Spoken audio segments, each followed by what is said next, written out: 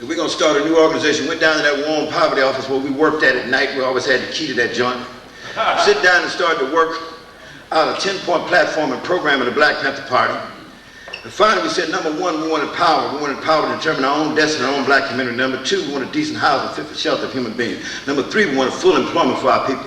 Number four, we wanted decent education to tell us about our true history and ourselves. Number five, we wanted an end to the robbery of the black community by the white racist capitalists. Number six, we wanted all black brothers and sisters to be exempt from military service. We're not going to fight the war in Vietnam over there for the white man. Number seven, we wanted immediate end to police brutality and murder of black people. Number eight, we wanted all black brothers and sisters who have been tried by an all-white jury to have a right to another trial because they have not had a fair trial with some peers from the black community on their jury. And that all black brothers and sisters who further in the future come to trial should also have that. We began to sum it up the fact that we wanted land, bread, housing, education, clothing, justice, and peace. We wrote that out in the Warm Poverty program that night. Went up to the law section. You said, we got to research something on the CAP organization. I said, well, you've been researching the CAP organization since 1965, following the Watts riot. The CAP organization was the Community Alert Patrol. They were middle-aged citizens ranging anywhere from 30 to 40 and 50 who did not want to see any more spontaneous riots in the Los Angeles Watts community. These were just citizens in the community. So this particular group, a year earlier, year before we created the party, had gotten law books, tape recorders, and these armbands that identified them. CAP stood for Community Alert Patrol. Well, Huey had been researching the law. What happened to that group is a month or so later, they took their law books and tore them up, their tape recorders and smashed them up, their heads and cracked them up, took them downtown and locked them up. Huey was in night law school at this time, you guys. He was in night law school. He went 4 days a week over in San Francisco. It was a private law school. And on the weekends, Friday, Saturday, or Sunday, we was always down at the Warm Poverty office. Not only did we have an employment agency and a community liaison for other problems, we also had a legal aid agency with a law library up there, and Huey loved to get into law.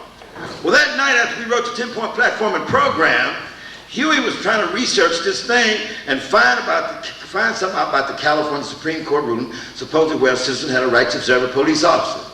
I was looking at some other stuff, thinking and telling you we got to put something else at the tail end of the 10-point platform and program. Finally, Huey did find what he wanted. He found a California Supreme Court ruling that stated that all citizens had a right to observe a police officer carrying out their duty as long as they stood a reasonable distance away. Bang! I said, Huey, we need to add this other paragraph thing here I found. We looked at it, we read it, and it went like this here. It said, when in the course of human events it becomes necessary for any one people to separate themselves from the political bondage with another, and to assume among the powers of the earth a separate and equal station to which the laws of nature and nature's God entitle them, a decent respect to the opinions of mankind dictate that they should declare the causes which impel them to that separation. Wait a minute. And the second paragraph, we were going to include that too. The last part of it said, when a long choo-choo train of abuses and usurpations,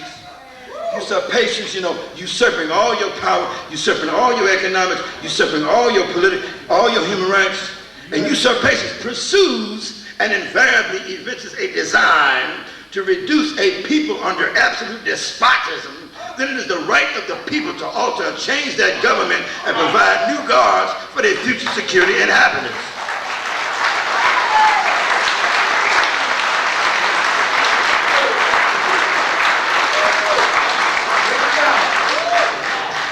That was one time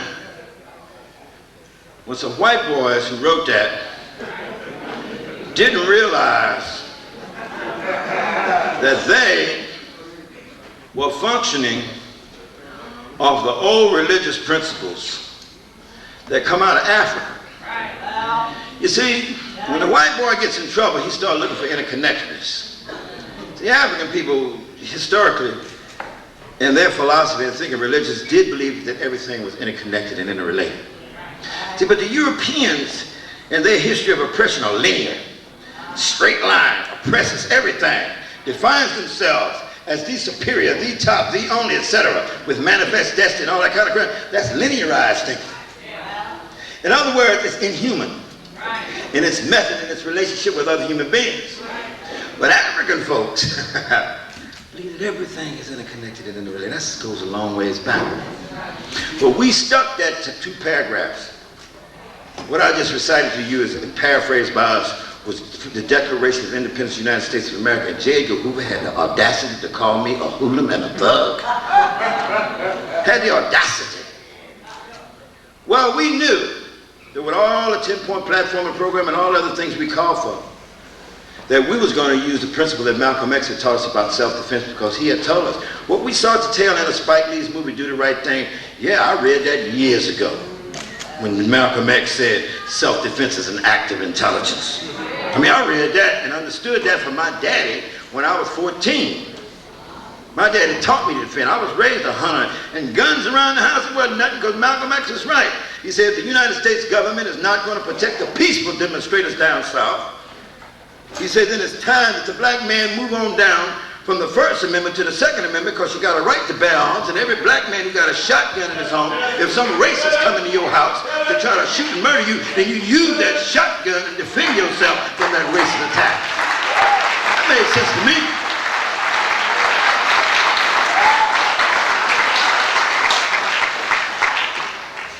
Anyway, we got to decide to have a uniform, some black slacks, black leather jackets, blue shirts, black gloves, black scarves and stuff, black berets. Got us some law books too. Of course, we had law books. You was already studying law. Checked out everything on the gun laws. At that time, as long as the weapon was not concealed, it was not illegal under the California state law at that particular time.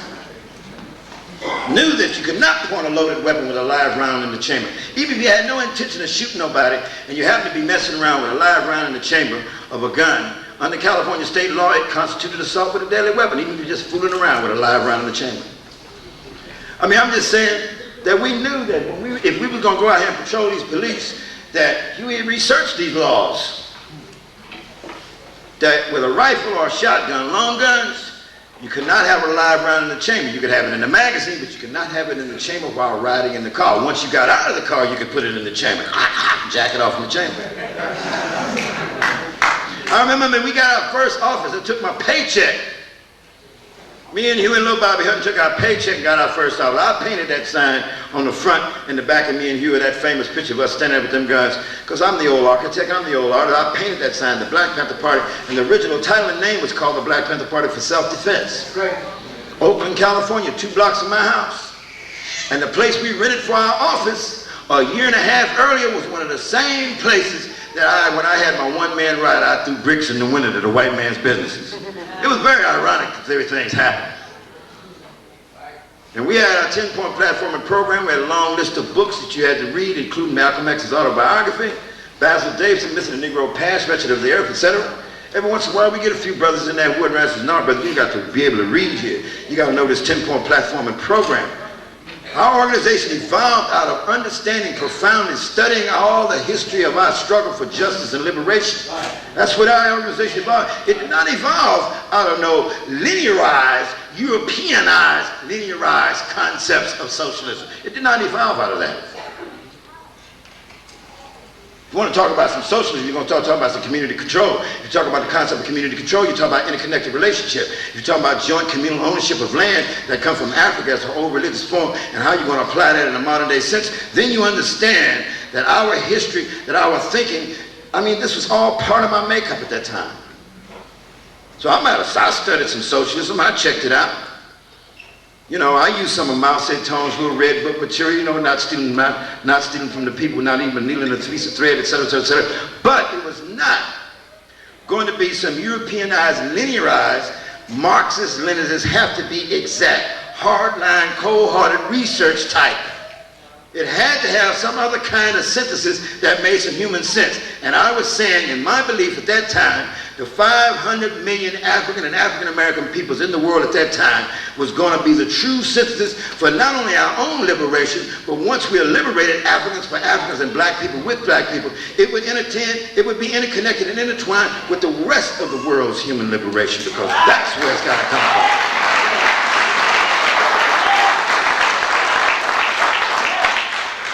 Now, me and Hugh was part of a young black intelligentsia. A lot of brothers and sisters doing a lot of things and making a lot of contributions. There's still a lot of unsung heroes, brothers and sisters.